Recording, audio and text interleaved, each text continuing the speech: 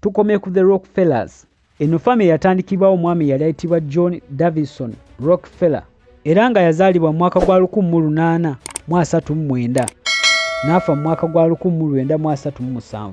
Omwami ono yakula ne maama we olw'okuba nti taata we yali mufere era teyasobola kubeera naye kaseera kawanvu. Kino kyabalekeranga okusenguka nga buli kiseera olw'embeera gye yakuliramu ey'okweyiiya.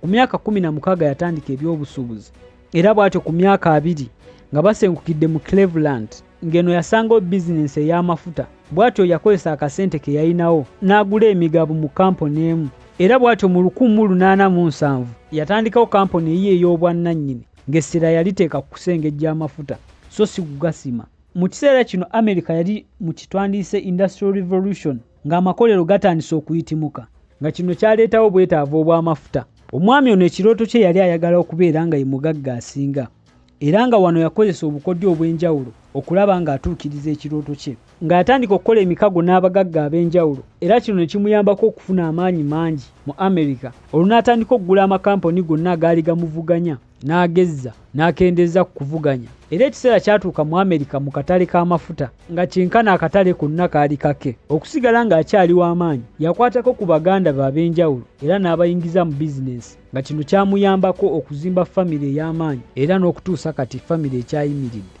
Endala famire bagiyita the Morgans era ng'eno yatandikibwa omusajja yali ayitibwa JP Morgan. Ngono yazaalibwa 1837 era n'afa mu 1913. Omwami ono kwawukanako ne Rockefeller wamu ne Rothschild abaakulira mu mbeera embi.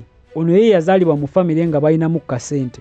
N'olw'okuba nti yali azaaliddwa mu famire ng'erinamu ku ssente tekyamulemesa kusisinkana kusoomozebwa okw'enjawulo era yakola bizinesi ez'enjawulo okulaba ng'afuna ssente okutuusa mu 1871 we yeegatta ku mwami eyali ayitibwa Anthony Dorrix ne bakola kampuni eyali eyitibwa JP Morgan and Company. Oluvannyuma yavaamu JP Morgan Cheese and Company.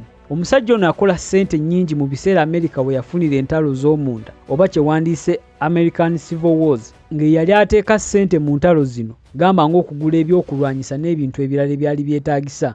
Kino kyamulekera okufuna amagoba mangi mu ntalo zino era amaanyi okusinga yagateeka kukola ebyuma wamu n'ebyamasannyalaze. Omusajja ono nga munne Rockefeller eyasalawo okwefuga sekita y'amafuta, ono naye yasalawo okwefuga sekita ey'okukola ebyuma kye wandiise steel industry era ng'enguudo z'eggaali y'omukka mu America ezisinga zaali zize. Omusajja ono atandikawo banka gye bayita JP Morgan Bank era nga eno banka yafuuka y'amaanyi n'okutuusa kati.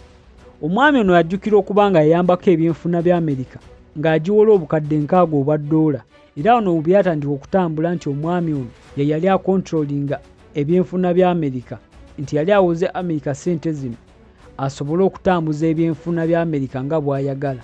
Famire y'ono omwami n'okutuusa kati ekyali y'amaanyi era nga ssente ziteeka mu byenfuna, ebyokulya, ebyobulamu, ebyobufuzi ssaako n'ebintu ebirala. Oyinza okwebuuza lwaki bagamba nti famire zino ze zifuga ensi.